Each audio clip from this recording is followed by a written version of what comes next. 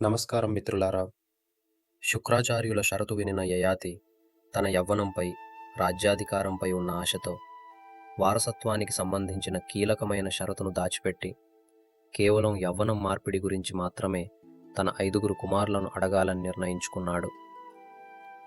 యయాతి మహారాజు తన వృద్ధాప్యాన్ని స్వీకరించమని కోరగా 4 కుమారులు నిరాకరించారు.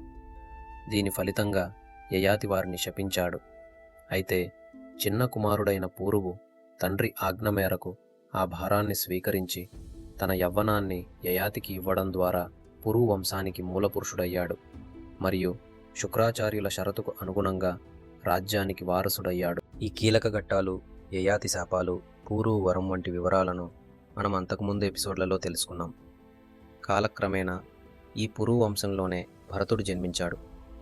ఆ భరతుడి పేరు మీదుగానే మన దేశానికి భారతదేశం అనే పేరు వచ్చింది.